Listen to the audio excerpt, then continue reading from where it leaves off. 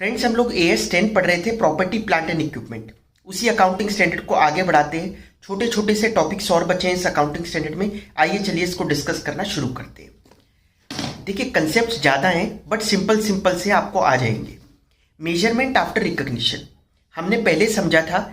Initially जब हम property plant and equipment को रिकॉग्नाइज करते हैं तो वो किस पर करते हैं? Cost per. सबसे पहले तो आप कॉस्ट पर करोगे। अब आगे चलकर आपको उसको किस वैल्यू पर कैरी फॉरवर्ड करना है, तो उसके लिए आपके पास दो तरीके हैं। एक तो है कॉस्ट मॉडल और दूसरा है रिवैल्यूएशन मॉडल। ठीक है, आपको कॉस्ट मॉडल ही फॉलो करते हुए चलना है तो वो ठीक है। अदरवाइज आपको लगता है कि नहीं, इसकी फेयर वैल्यू कुछ और है, जो हमने बुक्स में लिख रखी है उससे अलग हो चुकी है इसकी मार्केट में वैल्यू, तो आप रिवैल्यूएशन मॉडल पर चलोगे। तो कॉस्ट मॉडल और रिवैल्यूएशन मॉडल। लेकिन ध्यान क्या रखना है? Apply to entire class of PP. जो प्रॉपर्टी प्लांट एंड इक्विपमेंट की एंटायर क्लास है उस पर ये अप्लाई होगा। अब ये क्लास का क्या मतलब हुआ? क्लास का मतलब एक नेचर की सारी एसेट्स पर आप रिवैल्यूएशन अप्लाई करोगे या कॉस्ट मॉडल अप्लाई करोगे। ऐसा नहीं होना चाहिए कि आपने एक ही क्लास की कुछ एसेट्स पर तो कॉस्ट मॉडल फॉलो कर रखा है, कुछ पर रिवैल्यूएशन मॉडल फॉलो कर रखा है। ये अलाउड नहीं है। ठीक है, क्वेश्चन आ सकता है इसका, MCQ भी आ सकता है और एक फुल फ्लेजेड क्वेश्चन भी आ सकता है।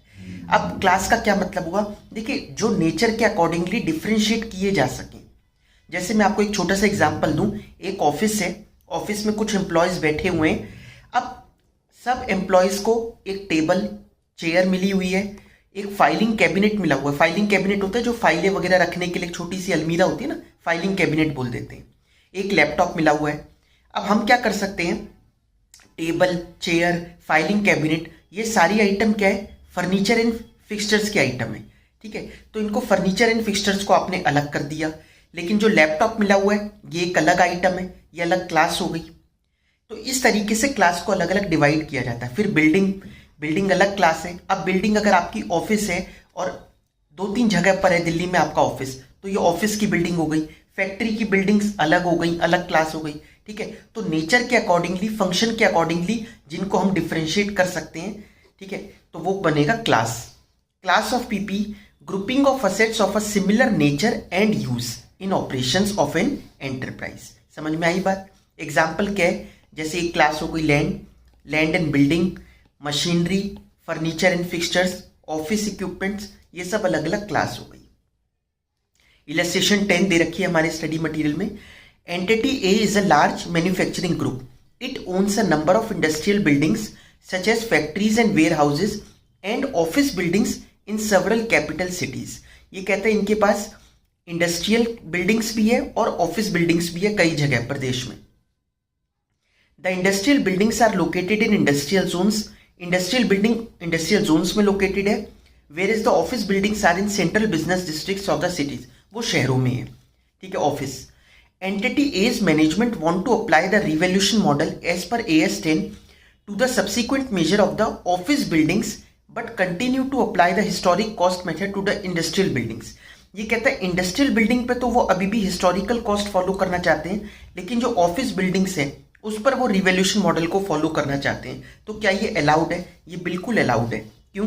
क्योंकि दोनों का नेचर अलग है, दोनों की क्लास अलग हो गई, दोनों की क्लासेस अलग अलग हैं। एक ऑफिस बिल्डिंग है, एक इंडस्ट्रियल बिल्डिंग है। लेकिन वो अगर ये कहते कि ऑफिस बिल्डिंग में कुछ बिल्डिंग्स पर वो रिवैल्यूएशन फॉलो करना चाहते हैं, कुछ पर वो कॉस्ट मॉडल फॉलो करना चाहते हैं, तो वो अलाउड नहीं होता। ठीक है, तो this is allowed. Cost model में कैसे होगा आपको मालूम ही है। कॉस्ट दिखाई जाती है और उसके ऊपर जितना भी डेप्रिसिएशन होता है अक्यूमुलेटेड, वो माइनस करके दिखाया जाता है। लेकिन एक और चीज होती है अक्यूमुलेटेड इंपेयरमेंट लॉस। इसका अकाउंटिंग स्टैंडर्ड आगे आएगा, हम उसको पढ़ेंगे। वहां पर इंपेयरमेंट लॉस निकालते हैं, कैसे निकलता है वो सब वहां पढ़ेंगे। तो डेप्रिसिएशन और इंपेयरमेंट लॉस इसमें माइनस होगा। लेकिन अगर आपने रिवैल्यूएशन मॉडल फॉलो करा है तो जिस दिन भी आपने रिवैल्यू करी उस दिन क्या फेयर वैल्यू थी वो उठाओगे, उसके बाद से आप डेप्रिसिएशन चार्ज करना शुरू करोगे। लेस सब्सिक्वेंट अक्यूमुलेटेड डेप्रिसिएशन इतना, सब्सिक्वेंट अक्यूमुलेटेड इंपेयरमेंट लॉस इतना, माइनस करके ये कैरिंग वैल्यू होगी। आई बात समझ में? अब आप कहोगे सब्सिक्वेंट को उससे पहले भी तो डेप्रिसिएशन लगता ही आ रहा होगा। नहीं, लगता तो आ रहा होगा। जैसे अगर 100 रुपीज थी कॉस्ट, उस पर आज तक डेप्रिसिएशन लगा था 30 रुपए, तो 70 की थी। लेकिन रीवैल्यू हुई और रीवैल्यू होकर पता चला इसकी वैल्यू तो 120 है, तो वो पुराना डेप्रिसिएशन वगैरह जो भी लगा उसको, वो बात खत्म हो गई ना। अब तो 120 पे चलेगी। अब 120 पे लगा करेगा डेप्रिसिएशन, तो पुराना डेप्रिसिएशन खत्म हो गया। समझ में आई बात? फ्रीक्वेंसी ऑफ रिवैल्यूएशन, रिवैल्यूएशन कब करना है? तो देखिए, अगर items of PP experience significant and volatile changes in fair value, उसकी वैल्यू बार बार चेंज होती रहती है, आपको लगता है बहुत मार्केट में उसकी फ्लक्चुएशन होती है वैल्यू में, अगर ऐसी आइटम है तब तो आपको हर साल रिव्यू करना है, हर साल उसकी रिवैल्यूएशन करनी है, एनुअल रिवैल्यूएशन। लेकिन अगर कुछ आइटम्स ऐसी है जिसकी वैल्यू में बहुत ज़्यादा चेंज नहीं आता, तो उनकी 3 से 5 साल के बीच में आप कर सकते हो। समझ में आई बात? तो या तो एनुअल या 3 से 5 साल, ये एएस कहता है। कैसे निकलेगी फेयर वैल्यू रिवैल्यूएशन की, ये इंपॉर्टेंट बात है। Market based evidence bye professionally qualified valuers. Professionally qualified valuers, इनका पूरा एक प्रॉपर कोर्स होता है, ठीक है, वैल्यूएशन का।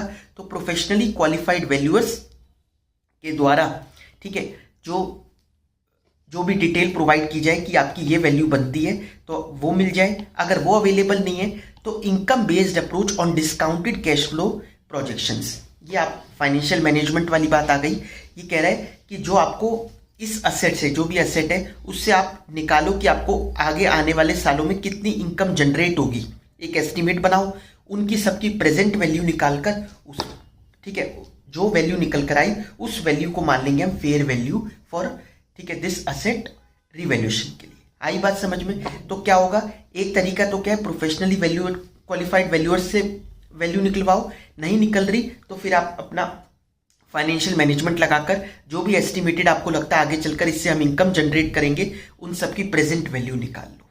ठीक है, कह रहे हैं ना डिस्काउंटेड, डिस्काउंटेड मतलब प्रेजेंट वैल्यू निकालना। ठीक है, अब हम पढ़ते हैं अकाउंटिंग ट्रीटमेंट क्या होगा रिवैल्यूएशन का, किस तरीके से रिवैल्यू करते हैं। देखिए, 2 मेथड है। एक मेथड तो क्या है, आप ग्रॉस कैरिंग अमाउंट को एडजस्ट कर दो। दूसरा मेथड क्या है, आप अक्यूमुलेटेड डेप्रिसिएशन को रिवर्स कर दो। तो दोनों मेथड को एक एक कर समझते हैं। सबसे पहला, ग्रॉस कैरिंग अमाउंट को एडजस्ट करना है। एग्जांपल लेते हैं, an asset with original cost of ₹1000 and accumulated depreciation till date is ₹400, उसको रिवैल्यू करा हमने 1500 पे। ठीक है, मतलब क्या हुआ इस बात का, जैसे मैं यहां पर बनाऊं, ओरिजिनल क्या था, रिवैल्यूएशन क्या हुआ, ठीक है, ये ओरिजिनल ए हो गया, ये रिवैल्यूएशन, और उसका इफेक्ट क्या आ रहा है, ये बी माइनस ए हो जाएगा। ठीक है, वो कहता है हमारी एक असेट थी जिसकी कॉस्ट थी ₹1000 की, उस पर आज तक डेप्रिसिएशन लगा था ₹400 का, और अब उसकी वैल्यू ये कह रहे हैं 600 हो गई थी। ठीक है, क्योंकि 1000 पर ₹400 डेप्रिसिएशन लगेगा तो 600 नेट वैल्यू है। अब उसको इन्होंने रीवैल्यू करा 1500 पे। वो मानते हैं कि इसकी वैल्यू कितनी होनी चाहिए, 1500। तो पहला मेथड क्या है, आप ग्रॉस कैरिंग अमाउंट, ये ग्रॉस वैल्यू है, माइनस ये एक्यूमुलेटेड डेप्रिसिएशन है, और ये क्या है, ये नेट वैल्यू हो गई।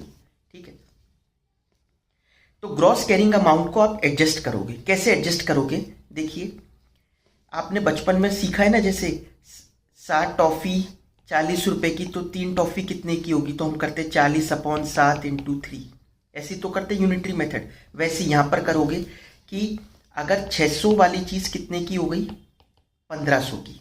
ठीक है, तो 1000 वाली कितने की होगी, 1500/600 × 1000, है ना, मतलब 1500/600 × 1000। ये कितना आ गया, 2500। तो ये 2500 आ गया, माइनस अगर 600 वाली चीज 1500 की है तो 400 वाली कितने की हो गई, 1500/600 × 400,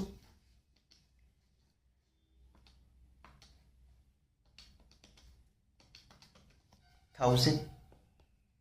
ठीक है, तो ये कितना निकल के आ गया, ₹1500। आई बात समझ में? अदरवाइज वैसे भी देखो 2500 में क्या माइनस करे, 1500 आए तो 1000 ही आएगा। 2500 तो ग्रॉस आ गया, अक्यूमुलेटेड डेप्रिसिएशन हो गया 1000, तो नेट अपने आप निकल कर आएगा 1500। क्या इफेक्ट पड़ा, अब यहां पर इफेक्ट जो थर्ड कॉलम है, बी माइनस ए, 2500 हो गया, पहले 1000 ऑलरेडी था, इसका मतलब इसको ₹1500 से बढ़ाना है ग्रॉस वैल्यू को। ₹1000 माइनस हो गया अक्यूमुलेटेड डेप्रिसिएशन, 400 था पहले, तो इसका मतलब ₹600 इसको बढ़ाना है, तो इम्पैक्ट अपने आप कितना पड़ेगा, ₹900 का। और 900 का ही पड़ना चाहिए क्योंकि आपने 600 की चीज़ जब 1500 की करी है तो 900 का इम्पैक्ट पड़ेगा।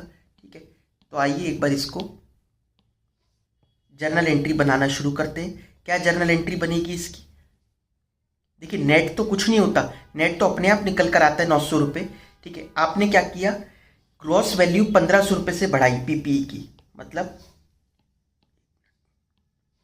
तो property plant and equipment account debit कितने से बढ़ाया, ₹1500 से। अक्यूमुलेटेड डेप्रिसिएशन कितने से बढ़ाया, 600 से। डेप्रिसिएशन बढ़ेगा तो क्रेडिट होगा। ठीक है, डेप्रिसिएशन असेट पे लगता है, असेट की वैल्यू को घटाता है, तो ये इसका बैलेंस क्रेडिट चलता है।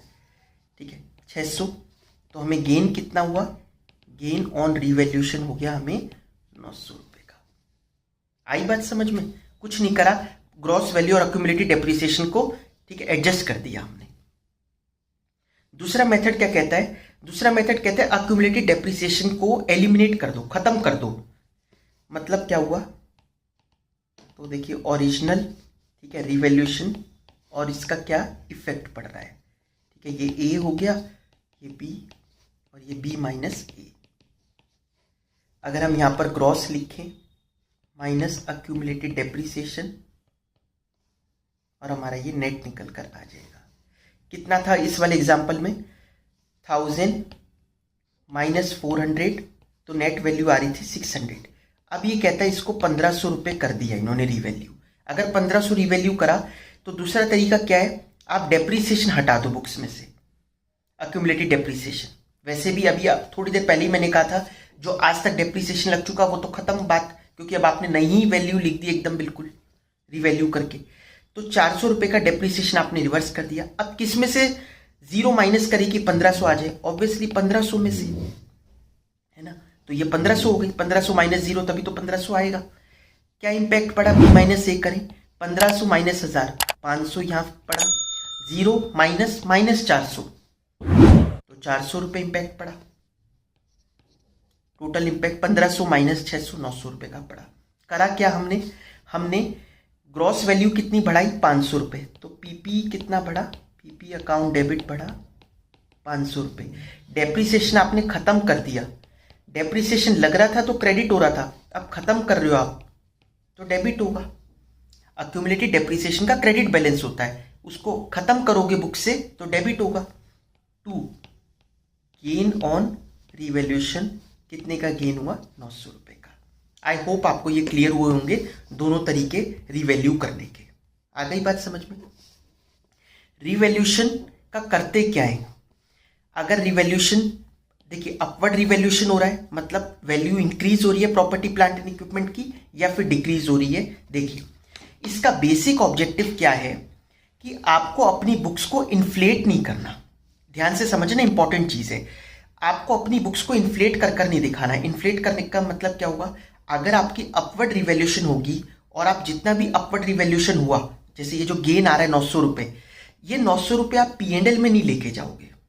ठीक है, अगर आप P&L में ले गए तो आपकी इससे बुक्स इन्फ्लेट हो गई। आपने फेयर वैल्यू लिखी, आपने एक्चुअल में तो खरीदी नहीं थी इस वैल्यू पर, बट क्योंकि आपको लगा मार्केट में इसकी वैल्यू अलग है, आपने उससे रिवैल्यू कर दिया और ये इनकम आप अपने P&L में लेके जा रहे हो। देखिए ये एक विंडो ड्रेसिंग हो सकती है। ठीक है, विंडो ड्रेसिंग का पार्ट हो सकता है कि आप अपनी बुक्स को, आपको प्रॉफिट दिखाना है तो अपनी बुक्स में अपनी वैल्यू को ज्यादा करके दिखा दिया। ये ना हो इसलिए क्या कहा गया, अगर आपका अपवर्ड रिवैल्यूएशन हो रहा होगा तो आप P&L में नहीं लेके जाओगे, डाउनवर्ड रिवैल्यूएशन हो रहा होगा ले जाइए।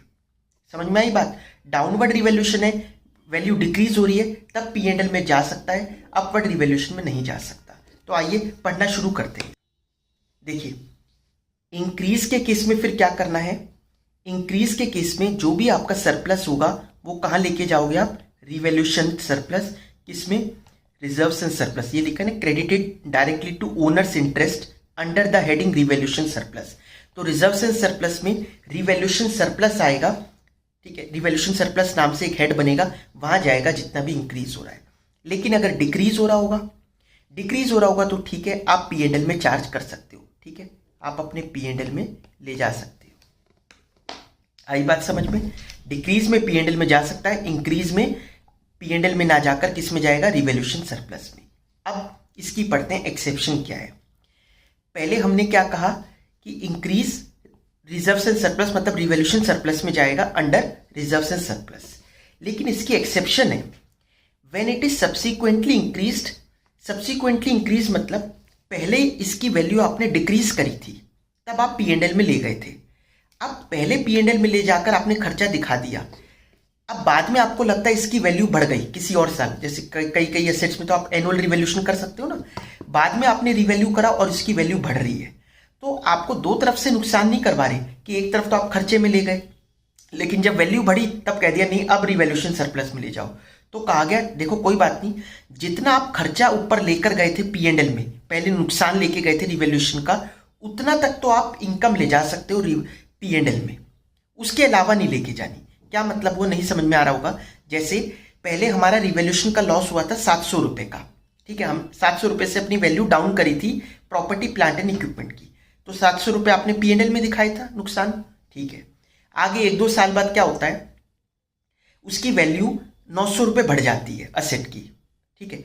अब अगर 900 रुपये बढ़ गई तो 700 रुपये तो आप पहले खर्चों में ले जा चुके हो, तो 700 रुपये ठीक है आप P&L में ले जाओ इनकम, लेकिन 200 रुपये जो बचे वो किस में डालना है? Revaluation surplus under reserves and surplus. आई बात समझ में? ठीक है, तो वही दे रखा है कि एक्सेप्शन क्या है कि अगर आपने पहले डिक्रीज किया था तो P&L में गया था, इस वजह से उतना अमाउंट तो आप ले जा सकते हो, ऐसी डिक्रीज के केस में। वैसे तो नॉर्मली किस में लेके जाना है? P&L में, लेकिन अगर पहले वैल्यू इंक्रीज हुई थी, ठीक है, अगर पहले वैल्यू इंक्रीज हुई थी तो आपने रिवैल्यूएशन सरप्लस में लिखा था, तब आपको P&L में ले जाना अलाउड नहीं है, ठीक है। आपको क्या करना पड़ेगा, सबसे पहले जितना रिवैल्यूएशन सरप्लस है उसको खत्म करो, उसके बाद कुछ बचता है तब आप अपने P&L में खर्चा दिखाओ। एग्जाम्पल क्या, उल्टा एग्जाम्पल करते हैं, जैसे 700 रुपये का पहले इंक्रीज हुआ था, तो 700 रुपये इंक्रीज हुआ था तो आपने revaluation surplus under reserves and surplus ले गए थे अपनी बैलेंस शीट में। अब डिक्रीज हो रहा है 800 रुपये से 1-2 साल बाद, अगर डिक्रीज हो रही है 800 रुपये से तो 700 तो रिवैल्यूएशन सरप्लस में पड़ा होगा बैलेंस, 700 रुपये वहां से एडजस्ट कर लो, 100 रुपये आप P&L में ले जा सकते हो खर्चा। आई होप आपको ये क्लियर हुआ होगा, ठीक है। 1-2 क्वेश्चन करके देखते हैं, उससे और क्लियर हो जाएगा। लेकिन नॉर्मली देखिए इतनी एक्सेप्शन पढ़ ली, इसलिए नॉर्मली आपसे कोई पूछे कि रिवैल्यूएशन का करना क्या है तो हम कहेंगे भाई अगर डिक्रीज हो रहा होगा तब P&L में ले जाना अलाउड है, लेकिन अगर इंक्रीज हो रहा होगा तो रिवैल्यूएशन सरप्लस में आएगा अंडर रिजर्व्स एंड सरप्लस। आई बात समझ में? ट्रीटमेंट क्या करना है रिवैल्यूएशन सरप्लस का, बाद में होगा क्या, रिवैल्यूएशन सरप्लस में तो ले गए, उसके बाद क्या करें उसको देखते रहे? नहीं, देखिए when the asset is retired और डिस्पोज्ड ऑफ, जब असेट आपने खत्म ही कर दी, बेच दी, अपनी बुक से हटा दी, तब तो उस पूरे सरप्लस को आप किस में ले जाओ? रेवेन्यू रिजर्व में। मतलब उसको क्या बना दो, उसको आप फ्री रिजर्व बना सकते हो।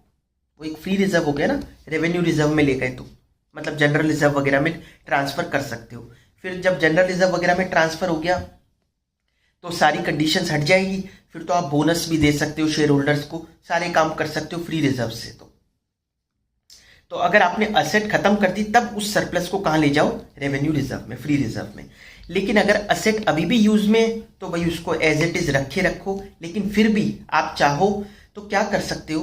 देखिए रिवैल्यूएशन सरप्लस बना क्यों होगा, हम बात क्या कर रहे हैं रिवैल्यूएशन सरप्लस की। रिवैल्यूएशन सरप्लस क्यों बना होगा? असेट की वैल्यू बढ़ी होगी। तो असेट की वैल्यू बढ़ी, अगर आपका मन है P&L में ले जाने का तो आप क्या करो, P&L में मतलब रेवेन्यू रिजर्व्स में ले जाने का, P&L के थ्रू नहीं जाएगा ये, रेवेन्यू रिजर्व्स में ले जाने का अगर आपका मन है तो आप क्या कर सकते हो, जितना भी डेप्रीसिएशन ओरिजिनल कॉस्ट पर लगता था और जितना भी डेप्रीसिएशन नई वैल्यू पर लगता है उसका डिफरेंस जो है उतना आप ले जा सकते हो अपने रेवेन्यू रिजर्व में, उससे ज़्यादा नहीं। मतलब जैसे पहले डेप्रीसिएशन निकल कर आता था 100 रुपये पुरानी एसेट पर, लेकिन अब वैल्यू बढ़ा दी आपने क्योंकि रिवैल्यूएशन सरप्लस है, मतलब वैल्यू बढ़ा दी। वैल्यू बढ़ाने की वजह से अब डेप्रीसिएशन लगने लग गया 130 रुपये का, पहले 100 लगता था अब 130 लगता है, तो 30 रुपये तो खर्चा आप P&L में लेके जाते हो ना एक्स्ट्रा, तो इसलिए वो 30 रुपये जितना आप पैसा रिवैल्यूएशन सरप्लस से ट्रांसफर कर सकते हो किसमें? रेवेन्यू रिजर्व में। आई बात समझ में? तो असेट अगर अभी भी यूज में है तो difference in depreciation as per cost and revaluation model may be transfer to revenue reserves. ठीक है, बहुत इंपॉर्टेंट नोट क्या है, these transfer are not done through statement of P and L, not लिखा है, ये पी एंड एल के through transfer नहीं होंगे, नॉर्मली होंगे। ठीक है, बैलेंस शीट में ही ट्रांसफर कर देंगे, रिवैल्यूएशन सरप्लस से हटाएंगे, रेवेन्यू रिजर्व बढ़ा देंगे। ठीक है, क्वेश्चन करके देखते हैं इसका। A plot of land with a carrying amount of ₹1 lakh was revalued to 1.5 lakh, 1 lakh का था, 1.5 लाख रुपए उसको रिवैल्यू कर रहे हैं at the end of year 2। Subsequently due to drop in market value the land was determined to have a fair value of 1,30,000 at the end of year 4। पहले 1 लाख से 1.5 लाख करा, बाद में लगा नहीं अब इसकी वैल्यू 31 कर देते हैं। Assuming the entity adopts revaluation model, what would be the accounting treatment of revaluation? क्या होगा accounting treatment? 1 लाख से 1.5 लाख होगा, P&L में ले जाना अलाउड नहीं है क्योंकि बुक्स इन्फ्लेट हो जाती है, तो कहाँ जाएगा, रिवैल्यूएशन सरप्लस में। लेकिन बाद में जो 20,000 रुपये ड्रॉप आया, 1.5 से 31 हो गया, वो 20,000 रुपये क्या P&L में ले जा सकते हो? नहीं। अगर रिवैल्यूएशन सरप्लस पड़ा है तो पहले वहाँ से एडजस्ट करो। रिवैल्यूएशन सरप्लस तो 50,000 पड़ा है, तो 20,000 रुपये तो वहाँ से एडजस्ट हो ही जाएंगे। ठीक है, तो कौन सा होगा, देखिए इनिशियल अपवर्ड रिवैल्यूएशन होगा 50,000 रुपये का, जो वो क्रेडिट होगा किसमें, रिवैल्यूएशन सरप्लस में। Subsequent downward revaluation of 20,000 debit हो जाएगा रिवैल्यूएशन रिजर्व में। समझ में आई बात? तो इसका आंसर ये होगा। A plot of land with a carrying amount of ₹1 lakh was revalued to 90,000। 1 lakh की चीज आपने रिवैल्यू करी थी 90,000 की। ठीक है, फिर उसके बाद उसको रिवैल्यू कर दिया 1.5 लाख, 1,05,000 रुपये। आपने जब 1 से 90 करी होगी तब 10,000 रुपये आप किस में लेके गए होंगे, ये जो 10,000 रुपये डाउन हुआ था इसको तो P&L में ले जाना अलाउड है ना, स्टेटमेंट ऑफ P&L में लेके गए होंगे। लेकिन बाद में 15,000 रुपये बढ़ रही है वैल्यू। ठीक है, पहले डिक्रीज हो रहा है फिर इंक्रीज हो रहा है, तो 15,000 रुपये बढ़ रही है। आपको पास्ट में याद है आपने 10,000 रुपये का खर्चा P&L में दिखाया था, तो वो कहते हैं कोई बात नहीं, आप 10,000 तो अपने P&L में ले जाओ। किस में ले जाओ, P&L में। 5,000 रुपये किस में लेके जाने पड़ेंगे आपको, रिवैल्यूएशन रिजर्व में। ठीक है, मतलब आपने जितना खर्चा पहले दिखाया था उतनी इनकम आप दिखा सकते हो। तो initial downward revaluation of 10,000 debit होगा P&L में, लेकिन सब्सिक्वेंट अपवर्ड रिवैल्यूएशन 10,000 का तो क्रेडिट हो जाएगा P&L में, वो P&L से एडजस्ट, जिससे कि P&L में इनकम एक्सपेंस नलीफाई हो गया। और 5,000 रुपये कहाँ लेके जाएंगे, रिवैल्यूएशन सरप्लस में। ठीक है, रिवैल्यूएशन रिजर्व में। आई बात समझ में आपको? आगे बढ़ते हैं, आगे का टॉपिक है डेप्रिसिएशन। डेप्रिसिएशन क्या होता है, देखिए हम लोग 11th में पढ़ते हैं, डेप्रिसिएशन का मतलब होता है fall in the value of asset, जो कि थोड़ा गलत है। डेप्रिसिएशन का मतलब fall in the value of asset नहीं होता।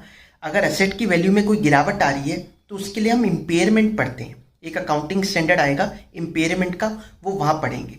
डेप्रिसिएशन तो क्या होता है, असेट की कॉस्ट को एलोकेट करता है अपनी यूजफुल लाइफ में। मतलब 1 लाख रुपए की आपने असेट खरीदी आज, आप उसको 5 साल चलाओगे, तो आप 5 साल उससे फायदा ले रहे हो, तो खर्चों में 5 सालों में P&L में जाना चाहिए। इस वजह से आप 1 लाख डिवाइडेड बाय 5, 20-20 हज़ार अपने P&L में लेके जाते हो। ठीक है, तो डेप्रिसिएशन की डेफिनेशन इसीलिए क्या कहती है, systematic allocation of the depreciable amount of an asset over its useful life is called depreciation. आई बात समझ में? अब ये दोनों पॉइंट को एक साथ पढ़ते हैं कंटिन्यूटी में। Each part of an item of PPE that with a cost that is significant in relation to the total cost of the item should be depreciated separately।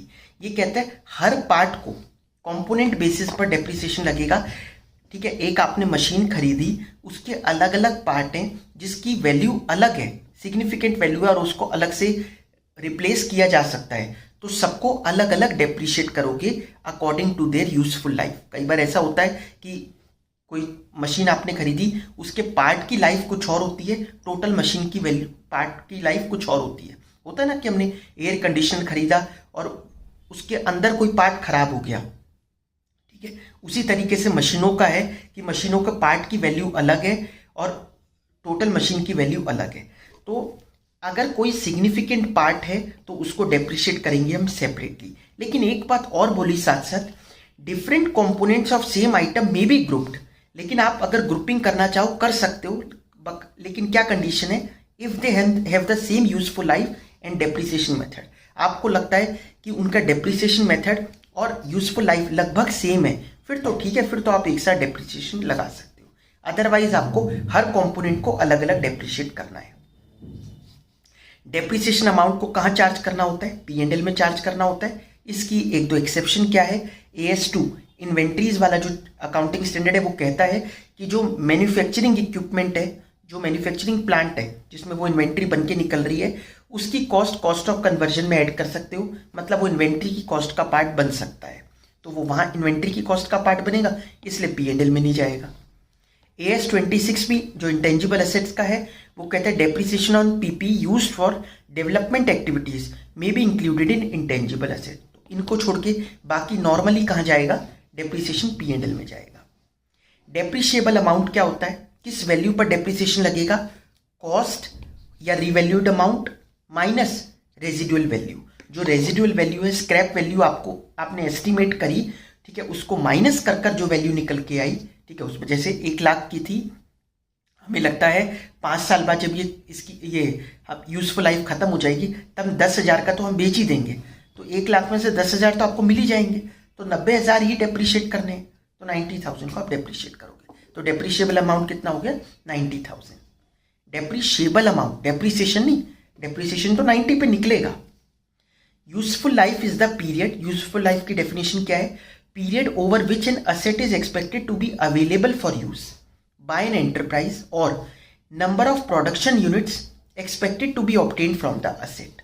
For determining the useful life of an asset, factors like expected usage क्या है, कितना wear and tear है, technical या commercial obsolescence कितना है। Technical commercial obsolescence मतलब अगर आपको लगता है कि टेक्नोलॉजी चेंज हो जाएगी, ठीक है, 2-3 साल ही चल पाएगी, उसके बाद नई टेक्नोलॉजी आ जाएगी इस वाले प्रोडक्ट के अंदर, ठीक है, तो फिर उस केस में उसकी यूजफुल लाइफ कम कर रखनी पड़ती है, क्योंकि जब टेक्नोलॉजी बदल जाएगी तो आप थोड़ी ना लोगों से बैकवर्ड होकर चलोगे, आप भी नई टेक्नोलॉजी को यूज करोगे।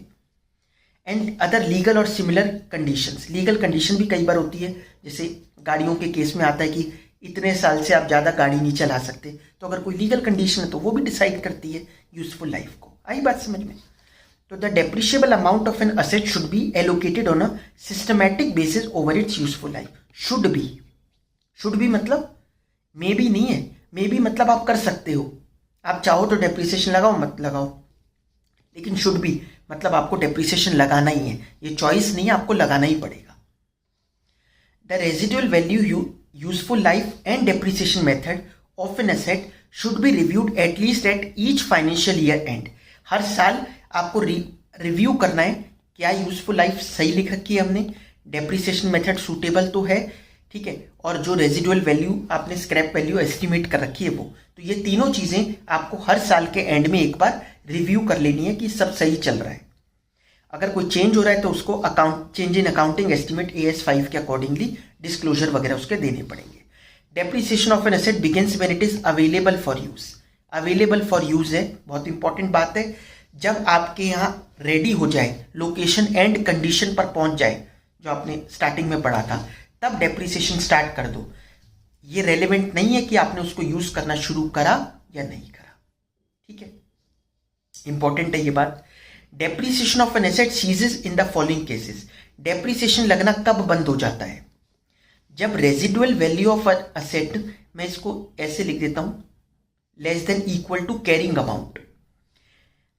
जब कैरिंग अमाउंट आपका रेजिडुअल वैल्यू के इक्वल आकर खड़ा हो जाए या उससे भी नीचे गिर जाए बाई चांस, तो अब डेप्रिसिएशन रोक दीजिए, अब डेप्रिसिएशन और नहीं लगेगा उसमें, क्योंकि जितनी स्क्रैप वैल्यू थी, 10,000 रुपये स्क्रैप थी, आप डेप्रिशिएट कर करके 10,000 पर अगर ले आए तो अब और क्या डेप्रिशिएट करोगे? 10,000 तो आपको खुद ही कह रहे हो मिलने वाला इस एसेट का, तो फिर कम क्यों करोगे इस वैल्यू को, ठीक है। तो जैसे ही उसके इक्वल आकर खड़ी हो जाए तब आप डेप्रिसिएशन रोक दोगे। यह एसेट आपने डी रिकॉग्नाइज कर दी, जब बुक से आपने राइट ऑफ ही कर दी अपनी एसेट को, तो क्या उस पर डेप्रिसिएशन लगाते रहोगे? लगाओगे किस पे, जब एसेट ही नहीं है बुक्स में। तो तीसरा case, asset is retired from active use, आपने उसको यूज करना बंद कर दिया, एंड ये एंड बड़ा इंपॉर्टेंट है। एंड मतलब ये एक तो आपने यूज करना बंद कर दिया उसको, और आपने उसको रख रखा है डिस्पोजल के लिए। कई बार होता है हमने यूज करना बंद कर दिया लेकिन हम बेचेंगे नहीं, हमें बड़ा प्यार है इस एसेट से, तो फिर डेप्रिसिएशन मत रोको, फिर तो डेप्रिसिएशन लगाते रहो। लेकिन अगर आपने यूज करना बंद कर दिया और now you have held this asset for disposal, बेचने के लिए रख रखी है, तब आप उस पर डेप्रिसिएशन लगाना बंद कर दो। ठीक है, बोथ कंडीशंस नेसेसरी है। अच्छा, हेल्ड फॉर डिस्पोजल है और रिटायर्ड, तो फिर इसको हम लोग करंट एसेट में दिखाते हैं। आपको पता है ये किस में दिखाया जाता है? करंट एसेट में। अभी सितंबर के पेपर में ही आके चुका है कि asset retired from active use held for disposal is shown under, तो ये क्या है? करंट एसेट में। These assets are shown at lower of, तो फिर इन्वेंट्री की तरह ही दिखाना है, तो फिर लोअर ऑफ कैरिंग अमाउंट और नेट रियलाइजेबल वैल्यू, जैसे इन्वेंट्री दिखाई जाती है ना, कैरिंग और net realisable value whichever is less पर दिखाएंगे। Method of depreciation chosen should reflect the pattern in which future economic benefits of the asset are expected to be consumed by the enterprise. ये कहता है method ध्यान से choose करना है depreciation का, जिससे आपको जो फ्यूचर इकोनॉमिक बेनिफिट्स उससे मिलने वाले हैं एसेट से, ठीक है, वो ढंग से रिफ्लेक्ट हो सके। मेथड्स में इंक्लूड कौन कौन से मेथड हो सकते हैं? एसएलएम मेथड, डब्ल्यूडीवी मेथड या यूनिट्स ऑफ प्रोडक्शन मेथड। ठीक है, यूनिट्स ऑफ प्रोडक्शन है मतलब हमें क्वांटिटी, कितनी कितनी क्वांटिटी प्रोड्यूस करेगी ये मशीन ईयर्स में। फर्स्ट ईयर में 10,000 करेगी, फिर हो सकता है 9,000 करे, फिर 8,000 करे, उस हिसाब से। ये अमाउंट ऑफ रेवेन्यू नहीं लेना, क्योंकि उसमें तो फिर इन्फ्लेशन का इम्पैक्ट भी आ जाएगा। अगर आप प्राइस से मल्टीप्लाई करोगे तो प्राइस से मल्टीप्लाई नहीं करना, क्वांटिटी को देखना है। ठीक है। Entity B constructs a machine for its own use. Entity B construct करती है मशीन अपने यूज के लिए। Construction is completed on 1 November but the company does not begin using the machine until 1 March 2022 comment. ठीक है, ये comment थोड़ा अधूरा सा क्वेश्चन है। कमेंट मतलब ये कह रहा है डेप्रिसिएशन कब से लगना शुरू होगा, तो डेप्रिसिएशन लगना शुरू होगा 1 नवंबर 2021 से। क्यों? क्योंकि it is available for use from 1 November. ठीक है। इलस्ट्रेशन 15 देखिए आप लोग। Entity B manufactures industrial chemicals and uses blending machine in the production process. The output of the blending machines is consistent from year to year. जो उसका output निकल के आ रहा है, जो हमें वो क्वांटिटी दे रही है, वो कंसिस्टेंट है year to year, same output देती है वो, and that can be used for different products. However maintenance cost increase from year to year, लेकिन मेंटेनेंस कॉस्ट बढ़ती है year to year, and a new generation of machines with significant improvement over existing machine. और ये कहते हैं technology भी बदल जाती है after every 5 years। Suggest the depreciation method to the management. Management कहती है कि हमें बताओ डेप्रिसिएशन का मेथड कौन सा लगना चाहिए। देखिए, ये जो नीचे बातें बताई इसने कि टेक्नोलॉजी नहीं आ जाती है, ये सब हो जाता है, ये मेंटेनेंस कॉस्ट, टेक्नोलॉजी वगैरह, तो यूजफुल लाइफ जब कैलकुलेट करते तब पढ़ते हम। देखो अभी बताया था ना ऊपर, ये रहा। यूजफुल लाइफ कैलकुलेट करते वक्त ये ध्यान रखा जाता है कि टेक्नोलॉजी, ठीक है, expected usage, wear and tear, मतलब वही मेंटेनेंस कितनी लग रही है उस पर, ये सब तब देखा जाता है। लेकिन डेप्रिसिएशन मेथड के लिए तो यहाँ पर खुद बोला आउटपुट वो ईयर टू ईयर सेम देती है मशीन, तो अगर सेम देती है तो फिर तो एसएलएम मेथड लगाओ आप। ठीक है, यूनिट्स ऑफ प्रोडक्शन भी उसको ओके कर रहा है, कह रहा है ठीक है, क्योंकि क्वांटिटी भी हमेशा इक्वली बन रही है, तो फिर कौन सा मेथड लगेगा? Straight line method. आई बात समझ में? नेक्स्ट इलस्ट्रेशन देखते हैं। Entity A purchased an asset on 1 January 2021 for ₹1 lakh and the asset had an estimated useful life of 10 years with a residual value of nil. ठीक है, 1 January 2021 को खरीदी 1 लाख रुपए की, 10 साल की उसकी लाइफ थी, तो मतलब हर साल डेप्रिसिएशन कितना लगेगा? 10-10 हज़ार रुपए, क्योंकि रेजिडुअल वैल्यू तो निल है। ऑन 1 जनवरी 2025, मतलब कितने साल बाद? 4 साल पूरे बीत गए, 2021, 22, 23, 24, 25 तो अभी शुरू ही हुआ है। The directors review the estimated life and decide that the asset will probably be useful for further 4 years। अब असेट उन्हें लगता है केवल अगले 4 साल और चलेगी, तो 4 तो वो चल ली, 4 और चलेगी, मतलब 8 साल हो गई life. Calculate the amount of depreciation for each year if the company charges depreciation on SLM basis. देखिए, 4 साल जब डेप्रिसिएशन लगाने के बाद 1 जनवरी 2025 में पहुंचे होंगे, तो वैल्यू क्या रही होगी उस टाइम पे? 10-10 हज़ार डेप्रिसिएशन था, 4 बार लगाया 40,000, तो 60,000 वैल्यू रह गई होगी, है ना। अब 60,000 जब वैल्यू रही, अब डेप्रीसिएशन वो कहते हैं कि अब 4 साल ही चलेगी, और तो अब बदल जाएगा डेप्रीसिएशन। 60,000 जो वैल्यू थी, अब यूजफुल लाइफ कितनी हो जाएगी 4, तो अब लगा करेगा 15,000 का डेप्रीसिएशन। ठीक है, यही बता रखा है इसमें, पहले 15, ठीक है, पहले 10,000 रुपये लग रहा था, फिर 15 लगना शुरू हो जाएगा नेक्स्ट 4 ईयर्स तक। एक और इलस्ट्रेशन इसकी, a property costing ₹10 lakh is bought in 2021, it's estimated total physical life is 50 years. Total physical life इसकी कितनी है, 50 साल, मतलब ये ऐसे चल सकती है 50 साल। However the company considers it likely that it will sell the property after 20 years, लेकिन हम इसको 20 साल ही चलाएंगे। ठीक है, 20 साल ही चलाएंगे, तो हमारे लिए तो यूजफुल लाइफ कितनी हो गई, 20 साल यूज करेंगे, 20 साल, तो यूजफुल लाइफ, यूजफुल नाम ही पता चल रहा है कितनी, 20 साल हो गई। The estimated residual value in 20 years time based on 2021 prices is, अगर 10 लाख रुपए आपको पूरे मिल जाएंगे, 10 लाख की आपने खरीदी, 10 लाख ही आपको मिल जाएंगे 20 साल बाद, ये तो बहुत बड़ी बात है। फिर डेप्रीसिएशन कितना लगेगा, कहते हैं calculate the amount of depreciation, 1 रुपये भी डेप्रीसिएशन नहीं लगेगा। डेप्रीसिएशन किस चीज का, जब आपने जितने लगाए सारे पैसे आपको वापस मिलने वाले हैं, तो कहां डेप्रीसिएशन हुआ। लेकिन अगर 9 लाख रुपए मिलेंगे, 10 में से 9 आपको मिल ही जाएंगे, तो 10 लाख कॉस्ट हो गई, minus residual value 9 lakh, depreciable amount कितना हो गया, 1 लाख, डिवाइडेड बाय 20 साल। ठीक है, 1 लाख को 20 से डिवाइड कर देंगे। आई बात समझ में, वही चीज यहाँ पर बता रखी है। तो 5-5 हज़ार रुपये डेप्रीसिएशन हर साल लगता रहेगा, पहले केस में नील लगेगा, नो डेप्रीसिएशन। चलिए अब आगे बढ़ते हैं। नेक्स्ट टॉपिक है change in existing decommissioning, restoration and other liabilities. देखिए, मैंने आपको स्टार्टिंग में बताया था कि कौन सी कॉस्ट कैपिटलाइज होती है, एक बार वहां पर आपको लिंक करवा देता हूं जिससे कि इजी रहे। मैंने आप लोगों को यहां पर कहा था, देखिए, इनिशियल एस्टिमेट ऑफ रीस्टोरेशन, जब हमने कहा था कि जब भी हम कोई एसेट परचेज कर रहे हैं तो क्या क्या चीजें ऐड होगी, क्या क्या कैपिटलाइज हो सकती है एसेट की कॉस्ट के साथ, taxes minus trade discount plus minus directly attributable expenses income plus करके कहा था इनिशियल एस्टिमेट ऑफ रीस्टोरेशन। वहां पे मैंने आपको क्या बताया था कि जब हम कोई एसेट अपने यहाँ इंस्टॉल करवा रहे हैं तो एक एस्टिमेट लगाना पड़ेगा कि जब इसकी यूजफुल लाइफ खत्म होगी, 5 साल 6 साल जो भी लाइफ है, उसके बाद जब यहाँ से इसको हटाया जाएगा तो उसकी कितनी कॉस्ट लगेगी। ठीक है, जो बड़ी बड़ी हैवी मशीन्स होती हैं उसको हटाने की भी एक कॉस्ट लगती है अच्छी खासी। ठीक है, ऐसे ही नहीं कि आपने उठाया और बाहर रख दिया उसको कि चलो हो गई यूजफुल लाइफ खत्म, नहीं, वो प्रॉपरली आपके यहाँ इंस्टॉल हुई है मशीन, तो उसको हटाने का भी खर्चा लगेगा। तो इनिशियल एस्टिमेट ऑफ रिस्टोरेशन, एक एस्टिमेट बनाया जाता है कि कितना पैसा लगेगा उसको जगह को रिस्टोर करने के लिए। अब जो भी वो एस्टिमेट होगा, पैसे अभी गए तो है नहीं, वो जाने तो 5-6 साल बाद जब भी यूजफुल लाइफ खत्म होगी तभी जाएंगे। तो अगर हमने एस्टिमेट करा कि 5 लाख रुपए जाने हैं, ठीक है, प्रेजेंट वैल्यू निकाल ली उसकी आज की, 5 लाख रुपए जाने हैं हमारे रिस्टोरेशन में, तो 5 लाख रुपए एसेट तो कैपिटलाइज हो गई, लेकिन इसकी एंट्री करोगे क्या, एक डेबिट होता है तो साथ में क्रेडिट भी तो करोगे कुछ।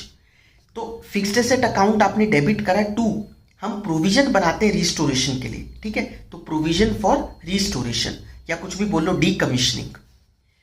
ठीक है, तो एक तरफ एसेट बढ़ती है और दूसरी तरफ लाइबिलिटी बढ़ती है। तो यहां पर वो यही कह रहा है, वो यहां पर हमसे जो बात कर रहा है, इस टॉपिक पर आते हैं अब अपने, change in existing decommissioning, restoration and other liabilities. अगर अब ये लाइबिलिटी का एस्टिमेट चेंज हो जाए, क्योंकि ये तो एस्टिमेट ही था, बाद में 1-2 साल बाद 3 साल बाद लगे कि नहीं, जो हमने एस्टिमेट लगाया था वो गलत था, वो या तो बढ़ाना पड़ेगा या कम करना पड़ेगा। तो कोई बात नहीं, सिंपल सी चीज है। The cost of PP may undergo subsequent changes subsequent to its acquisition या construction on account of change in liability या price adjustments, change in initial estimate of amount of for dismantling etcetera. Accounting for the above changes, कैसे accounting करेंगे उसकी, cost model. Cost model तो बड़ा simple सा है इस केस में, आपने एक तरफ एसेट की कॉस्ट लिख रखी है, लाइबिलिटी लिख रखी है, जितनी भी रिस्टोरेशन की प्रोविजन है।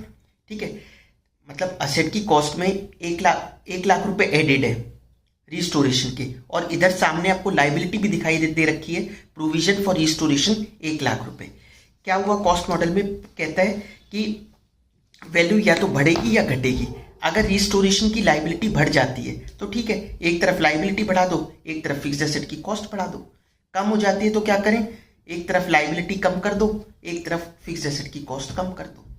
बस आप अगर ये कहता है एएस कि अगर आप एसेट बढ़ा रहे हो, मतलब अगर लाइबिलिटी इंक्रीज कर गई तो जस्ट एक इंपेयरमेंट जरूर चेक कर लेना कि कहीं इंपेयरमेंट का लॉस तो नहीं है। वो इंपेयरमेंट तो जब हम उस अकाउंटिंग स्टैंडर्ड में चलेंगे वहां पर सीखेंगे।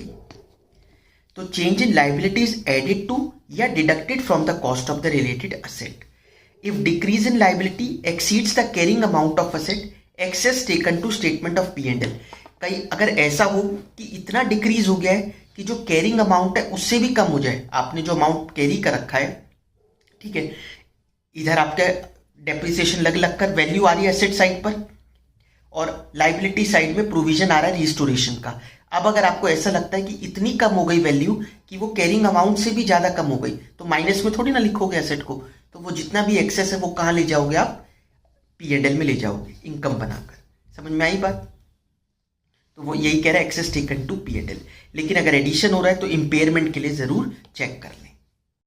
तो आपको बात समझ में आई? कॉस्ट मॉडल में क्या करेंगे भाई, लाइबिलिटी बढ़ गई तो प्लस कर दो कॉस्ट में, कम हो गई तो माइनस कर दो, सिंपल सी बात है।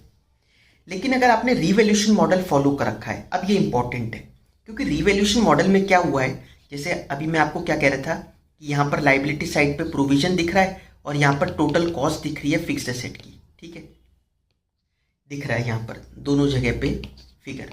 लेकिन अब दिक्कत क्या है, इस वैल्यू को हमने चेंज कर कर रीवैल्यू कर दिया था, एक नई ही वैल्यू लिख दी थी हमने, ठीक है, कोई और वैल्यू आ गई थी, कॉस्ट मॉडल तो फॉलो हो नहीं रहा।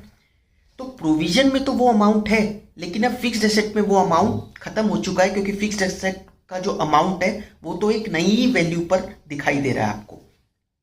तो रिवैल्यूएशन मॉडल में हमें क्या करना होगा, अगर लाइबिलिटी डिक्रीज करती है तो ये प्रोविजन मतलब कम करना है आपको। प्रोविजन कम करोगे तो वही बात हो गई, ऐसे तो फिर इनकम में चला जाएगा, आपने प्रोविजन कम करा तो इनकम में चला जाएगा। तो वही बात जैसे अभी हमने स्टार्टिंग में पढ़ा था कि आप रीवैल्यू कर रहे हो और असेट की कॉस्ट बढ़ जाए, रिवैल्यू करके असेट की वैल्यू बढ़ रही हो तो आप P&L में नहीं लेके जाओगे क्योंकि इससे तो बुक्स इन्फ्लेट कर दोगे, आप ज़्यादा प्रॉफिट दिखा दोगे अपना। लेकिन कम कर रहे हो तो P&L में ले जा सकते हो, यही पढ़ा था। यहाँ पे भी वही है क्योंकि स्मार्टली कोई ऐसे कर सकता है ना, पहले तो प्रोविजन दिखा दे रिस्टोरेशन का कि कॉस्ट बढ़ा दे और प्रोविजन दिखा दे, तब तो P&L में कुछ गया नहीं था।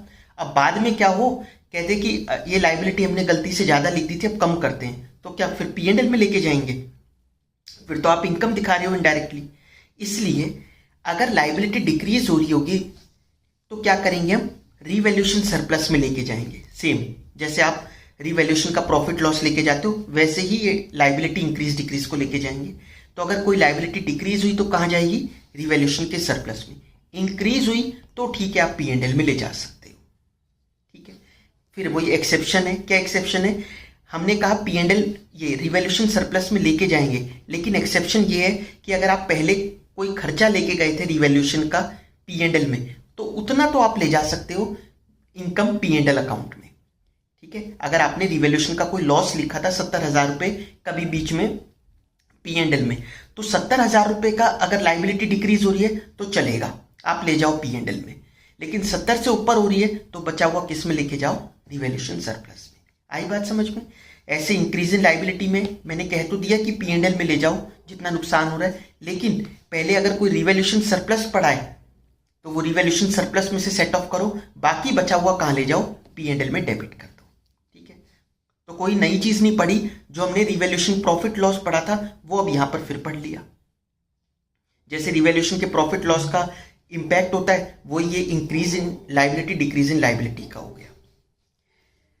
नेक्स्ट है compensation from third parties for items of property plant and equipment that were impaired, lost, given up is included in statement of P&L when it becomes receivable.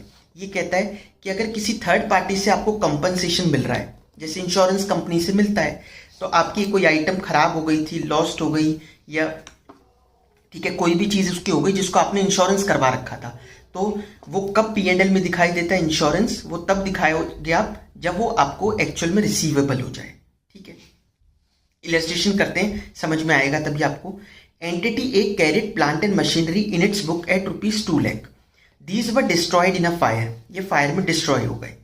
These assets were insured new for old and were replaced by the insurance company with new machines that cost ₹20 lakh. और ये insurance में थे, इस वजह से insurance company ने replace करके नई चीज दे दी आपको, कितने की? 20 लाख रुपए की। The machines were acquired by insurance company, और पुरानी वाली वो ले गए, ठीक है, ओल्ड फॉर न्यू था, न्यू फॉर ओल्ड था ना, तो पुरानी वाली उठाकर वो ले गए। The machines were acquired by the insurance company and the company did not receive 20 lakh as cash compensation. तो ऑब्वियसली 20 लाख रुपए कैश तो नहीं मिला, क्योंकि उसमें न्यू फॉर ओल्ड था, तो आपको नई मशीन उन्होंने लाकर दे दी, जिसकी कीमत कितनी है? 20 लाख रुपए। How entity A should account for the same. इसमें कोई प्रॉफिट लॉस नहीं निकालोगे कि दो की चीज के बदले में मेरे को 20 लाख रुपए मिल गए, नहीं। ऊपर अभी हमने क्या पढ़ के आए हैं यहाँ पर कि कोई भी अगर कंपनसेशन आपको थर्ड पार्टी से मिल रही है, ठीक है, आप उसको बेच थोड़ी ना रहे हो इंश्योरेंस कंपनी को, आपको कंपनसेशन मिल रही है, तो कंपनसेशन अलग से रिकॉर्ड होगी, ठीक है, जब वो रिसीवेबल हो जाएगी आपको। और ये जो 2 लाख रुपए की, इसको आपको डी रिकॉग्नाइज करना पड़ेगा, बुक्स में से राइट ऑफ करना पड़ेगा। तो entity A should account for a loss in the statement of P&L on D recognition of the carrying amount of plant and machinery in accordance with AS 10। Fix asset की cost जितनी भी थी, क्योंकि वो loss by fire हो गई, तो loss by fire account debit to fixed asset, loss by fire को P&L में ले जाओ, statement of P&L debit to loss by fire. ये तो आप 11th में भी करते थे। Entity A should separately recognise a receivable and a gain in the income statement resulting from insurance proceeds, ठीक है, once receipt is virtually certain. जब आपको लगे कि हाँ ये एक्चुअल में पैसे मिल जाएंगे इंश्योरेंस कंपनी से, पैसे मतलब पैसे मिले या असेट मिले, कुछ भी, the receivable should be measured at the fair value of asset that will be provided by the insurer. आ गई बात समझ में आपको ये? नेक्स्ट है इसमें डी रिकॉग्निशन ऑफ असेट। हम अपनी बुक से असेट को कब राइट ऑफ कर दें? देखिए, इससे पहले एक टॉपिक पढ़ा था डेप्रीसिएशन में, वो अलग था, वो था कि डेप्रीसिएशन लगाना कब बंद कर दें, डेप्रीसिएशन लगाना कब बंद कर दें, वो टॉपिक था। यहां पर क्या है, कब अपनी बुक से असेट को ही राइट ऑफ कर दें, ठीक है। तो कहते हैं the carrying amount of an item of PP should be derecognised. कब कब डी रिकॉग्नाइज कर देंगे? या तो आप डिस्पोज ऑफ कर दिया हो, आपने हटा दिया, आपने ट्रांसफर कर दिया। ट्रांसफर कैसे करा? या तो बेच दिया, या फाइनेंस लीज में आप एंटर कर गए, किसी को फाइनेंशियल लीज पर दे दिया, लीज AS 19 में हम पढ़ेंगे, या आपने डोनेट कर दिया। मतलब आपके पास से वो चीज या तो चली गई हो, तो क्या करोगे? राइट ऑफ ही करोगे। जब फिजिकली आपके पास असेट है नहीं अवेलेबल, तो बुक्स में दिखाने का क्या फायदा? बुक से भी राइट ऑफ करो। When no future economic benefits expected from use or disposal, जब आपको लगे कि अब इससे कोई फ्यूचर में इकोनॉमिक बेनिफिट्स नहीं होने वाले, ठीक है, ना बेचकर होने वाले, ना इसको यूज कर होने वाले, ना ये बिकेगा, तो फिर बुक्स में लिखने का कोई फायदा नहीं है, इसको राइट ऑफ कर दो। तो चार तरीके बताए, या तो आपने बेच दिया हो, या फाइनेंस लीज हो, या आपने डोनेट कर दिया हो, या फिर उससे आपको लगता हो कि कोई फ्यूचर इकोनॉमिक बेनिफिट्स नहीं है, तो आप क्या करिए, अपनी बुक से उस असेट को राइट ऑफ कर दीजिए। जो गेन और लॉस हो डी रिकॉग्नाइज करने पे, तो वो तो P&L में जाता ही है। हमने तो कितने क्वेश्चंस करे होंगे, by gain on sale of property, by gain on sale of machine, ठीक है, आपने P&L में कितनी बार लिखा ही होगा ये। और ठीक है, अब कंपनी के केस में बात करें तो अदर इनकम में आ जाएगा ये, ठीक है, गेन ऑन सेल ऑफ जो भी चीज होगा। अगर लॉस हुआ तो वो एक्सपेंस में चला जाएगा। तो नेट डिस्पोजल प्रोसीड्स, कितने पैसे आपको मिले, माइनस कैरिंग अमाउंट जो आपने कैरी कर रखा था, जो भी प्रॉफिट या लॉस है, ठीक है, वो टेकन टू P&L,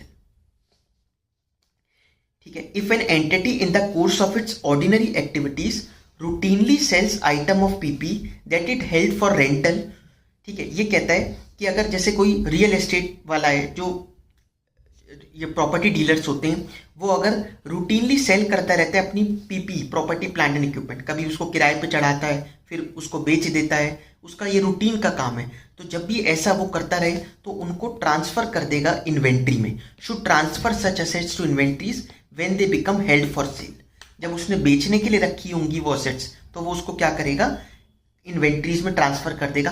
मतलब फिक्स्ड एसेट से हटाकर कहां डाल देगा, इन्वेंट्री में। आइए अब एक क्वेश्चन करते हैं स्टडी मटेरियल का, इंपॉर्टेंट क्वेश्चन है ये, क्वेश्चन 15th।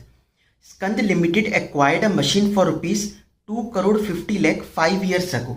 आज से 5 साल पहले, मतलब 5 साल बीत चुके हैं जब ये मशीन हमने खरीदी थी। कितने की? 2.5 करोड़ रुपए की। Depreciation was charge at 10% per annum on SLM basis, useful life being 10 years। At the beginning of year 3, machine was revalued to ₹3 crore with the surplus on revaluation being credited to revaluation reserve।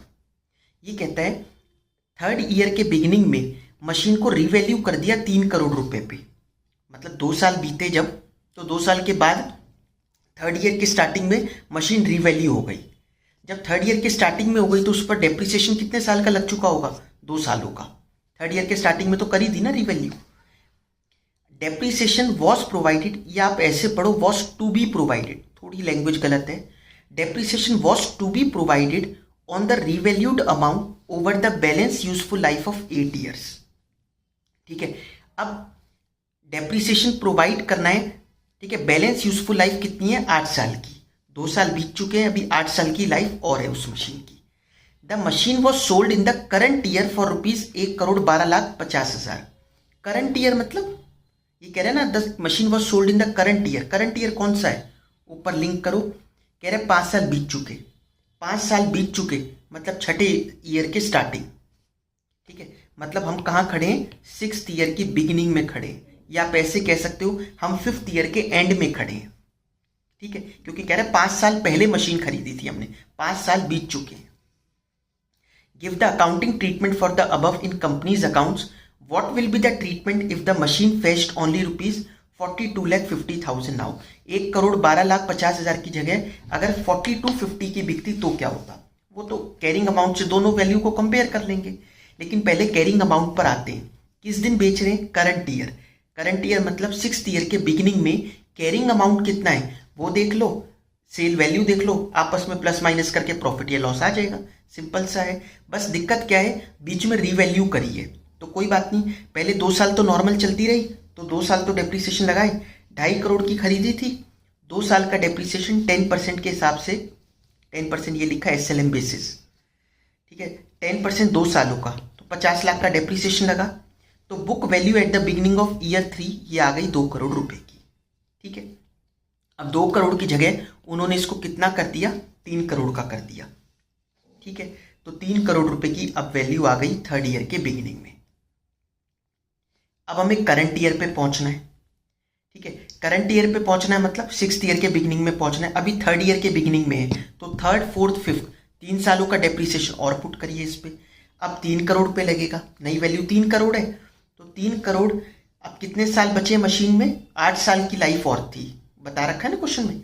तो 3 crore divided by 8 into 3 years, 3 year का depreciation लगा दो भाई। Divide by 8 करोगे तो 1 year का आएगा, into 3 करोगे तो 3 साल का डेप्रिसिएशन आएगा।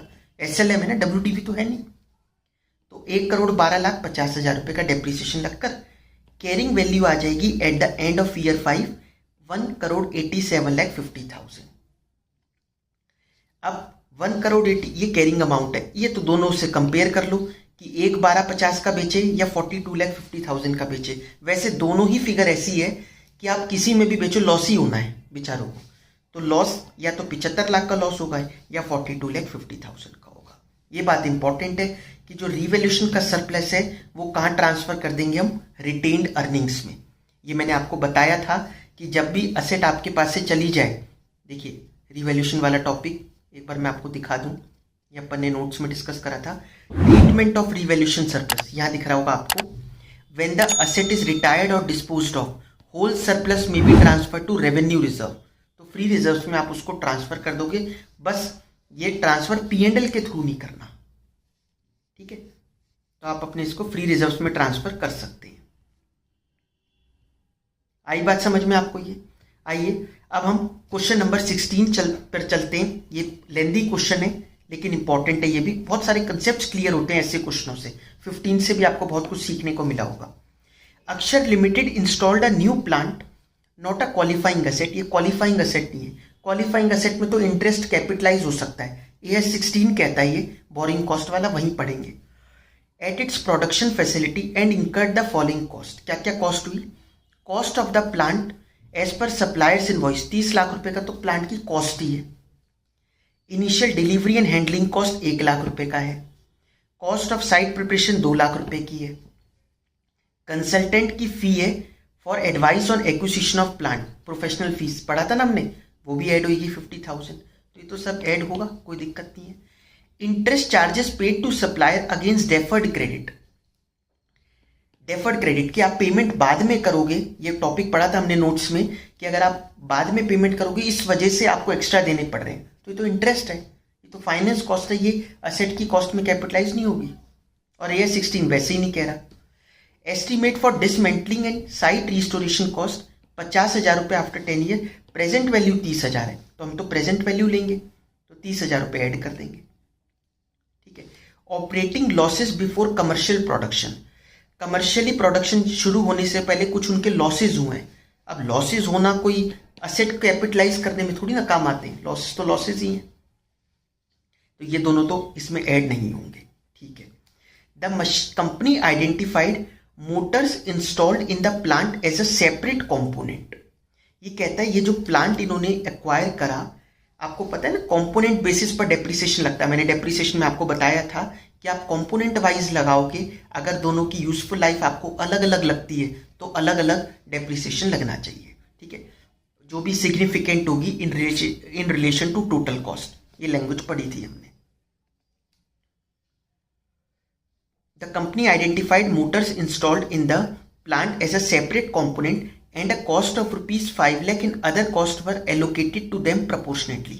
अच्छा, एक तो 5 लाख रुपए परचेज प्राइस में से and other cost were allocated to them proportionately, बाकी कॉस्ट भी, मतलब ये जितनी भी बाकी कॉस्ट आप ऐड कर रहे हो इसको भी प्रपोर्शन करना है। ठीक है, अकॉर्डिंगली। जैसे आपने 5 लाख, वो यूनिटरी मेथड कि 30 में से 5 वो है, तो इन कॉस्ट में से वो कितना होगा, ये जो इनका कंपोनेंट है, कंपोनेंट क्या है, मोटर। ठीक है। The company estimates the useful life of the plant and those of motors as, plant की तो उनको यूजफुल लाइफ लगती है 10 साल की और मोटर की लगती है 6 साल की, और दोनों के लिए SLM मेथड वो यूज करेंगे। Eight the end of year 4, चौथे साल के अंत में, 4 साल बीत चुके हैं, द कंपनी रिप्लेस, मैं ऐसे इसलिए स्ट्रेस करता हूं इस बात पे कितने साल बीत चुके हैं, क्योंकि डेप्रिसिएशन हिल जाएगा नहीं तो। 4th ईयर की बिगिनिंग हुई तो 3 साल का ही लगेगा, 4th ईयर की एंड हुई तो 4 साल का लगेगा। तो eight the end of year 4 the company replaces the motor installed in plant at a cost of rupees 6 lakh. उन्होंने मोटर को रिप्लेस कर दिया, ये जो मोटर कंपोनेंट था ना, ये कंपोनेंट, इसको रिप्लेस कर दिया कितने से, 6 लाख रुपए का नया ले आए। And estimates the useful life of new motor to be, अब उसकी लाइफ कितनी है, 5 साल। ठीक है। Also, the company revalued its entire class of fixed asset at the end of year 4, और entire class of fixed asset, पूरी class को मतलब मोटर समेत उन्होंने रिवैल्यू कर दिया। The revalued amount of plant as a whole, पूरे उसका रिवैल्यूएशन करके अमाउंट कितना आया, 25 लाख रुपए का। At the end of year 8 the company decides to retire the plant from active use and also dispose the plant as a whole. As a whole मतलब plant motor के साथ दोनों मिलाकर उन्होंने बेच दिया कितने रुपए का, 6 लाख रुपए का। कब, eight the end of year 8, मतलब 8 साल बीतने के बाद, 8 सालों का डेप्रिसिएशन लगने के बाद। There is no change in the dismantling and site restoration liability during the period of use, कोई चेंज नहीं है उनकी dismantling and site restoration liability में। अभी अभी स्टार्टिंग में हमने पढ़ा था ना कि अगर कोई चेंज होता है, कॉस्ट मॉडल है, रिवैल्यूएशन मॉडल है। You are required to explain how the above transaction would be accounted for in accordance with AS 10। आइए शुरू करते हैं इसको करना।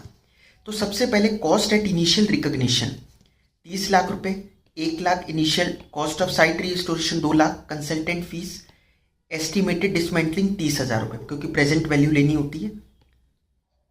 50,000 रुपए तो कई साल बाद लगेंगे, प्रेजेंट वैल्यू तो 30,000 है ना उसकी। सबको मिला के कॉस्ट कितनी आई, 33,80,000। इन्होंने 2 कॉस्ट छोड़ी होगी ना, ये देखिए, एक तो ये नहीं ली होगी ऑपरेटिंग लॉस और एक ये नहीं ली होगी, ये तो हमने डिस्कस करा ही था। तो 33,80,000 रुपए की कॉस्ट ली, ठीक है। लेकिन इस 33,80 में वो कहता है पर ये जो मोटर है इसकी 5 लाख रुपए तो इसमें से हटा लो और बची हुई में भी आप प्रोपोर्शनेटली हटा लो। तो अगर 30 लाख में 5 लाख मोटर के हैं तो 33,80,000 में मोटर के कितने होंगे, 5/30 इंटू 33,80,000। 5/30 मतलब 1/6, इसलिए इन्होंने कहा कि हमने 1/6, ठीक है, मोटर की कॉस्ट रख ली। वो कितनी आई? 5,63,333। जब इतने की मोटर है तो प्लांट कितने का रह गया? 28,16,667 का माइनस करके। आई बात समझ में? नॉर्मल सी चीज़ है। आई अब रिकॉग्निशन ऑफ मोटर रिप्लेसमेंट। इन्होंने मोटर को रिप्लेस कराए कब? चौथे साल के एंड में। तो उसको निकालते हैं। पहले तो कॉस्ट कितनी निकल के आई थी स्टार्टिंग में? 5,63,333। 4 सालों का इस पर डेप्रिसिएशन लगाते हैं। ये मोटर की लाइफ कितनी थी? इसकी लाइफ थी 6 सालों की। मोटर की 6 ईयर्स की लाइफ थी ना, तो ठीक है। तो पहले दिस डिवाइडेड बाय 6 ईयर्स, एक एक साल का आ गया, इंटू 4। तो 4 सालों का डेप्रिसिएशन ये है। ये माइनस करने के बाद फिगर निकल के आई carrying amount at the end of year 4 1,87,778। अब इसको हटाकर वो एक नई लेकर आ रहे हैं, रिप्लेस करके, कितने की? 6 लाख रुपीस की। आपको पता होगा, देखिए जैसे इस तरीके से किया जाता है, मैंने आपको बताया था। ये पार्ट जब रिप्लेस होते हैं, एक बार आपको लिंक करवा देता हूँ जिससे कि पता रहे, हम सब पढ़ चुके हैं ये देखिए यहाँ पर बताए थे ना कि मेजर रिप्लेसमेंट वगैरह कुछ होती है तो WDV plus cost of new part minus WDV of old part, फिर रिवाइज WDV आती है। तो वही चीज़ यहाँ पर हो रही है आपके साथ, ठीक है। क्या कहता है ये? तो रिप्लेस कर दिया इन्होंने, तो 187,778 इसको तो हटा दोगे, राइट ऑफ कर दोगे, और नई कितने की लेके आ जाओगे? 6 लाख रुपए की, वो ऐड कर दोगे, वो कैपिटलाइज हो जाएगी। और वो जो नई लाए उसकी लाइफ कितनी है? 5 साल। तो उस पर डेप्रिसिएशन कितना लगा करेगा? 1,20,000 रुपये हर ईयर का, ठीक है। वो नई वाली की लाइफ कितनी है? 5 साल। ये लिख रखा था ना यहाँ पर, मैं आपको दिखा देता हूँ।